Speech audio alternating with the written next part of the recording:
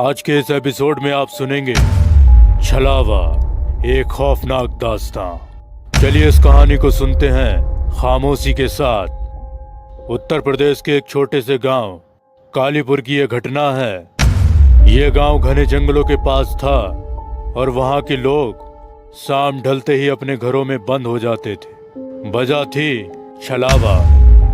गांव के बुजुर्गों का कहना था कि जो भी रात के समय जंगल के पास से गुजरता उसे एक अजीब सी रोशनी दिखाई देती। वह रोशनी इंसानों को अपनी ओर खींचती और जो भी उसके पास जाता वह या तो गायब हो जाता या हमेशा के लिए पागल हो जाता। रवि एक गांव का निडर युवक था।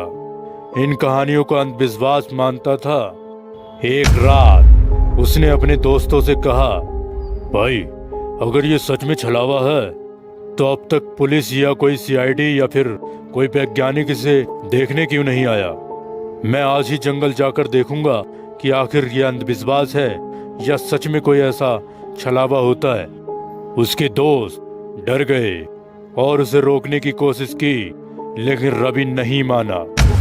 रात के करीब 11 बज रहे थे। वह अकेला जंगल की ओर चल पड़ा। जंगल में घुसते ही उसे अजीब सी आवाजें सुनाई देने लगी। हवा अचानक ठंडी हो गई और चारों ओर एक अजीब सा सन्नाटा छा गया। तभी उसकी नजर के सामने झाड़ियों के पीछे एक चमकती हुई रोशनी दिखाई दी। वह चौंक गया। उस रोशनी में धीरे धीरे एक साया उभरने लगा।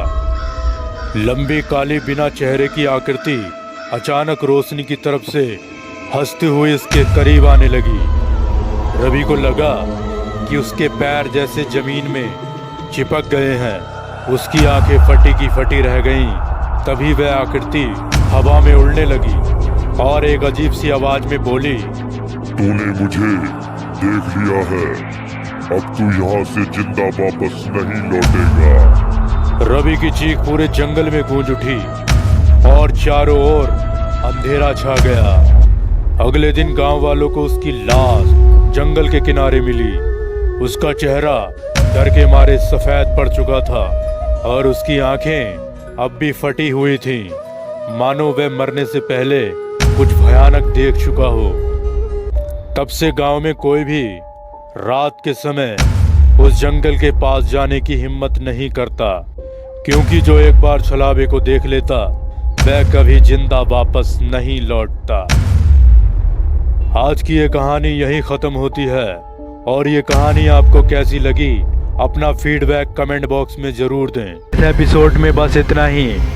मिलते हैं एक और खौफनाक डरावनी कहानी के साथ। तब तक के लिए इस चैनल को सब्सक्राइब कर लीजिएगा।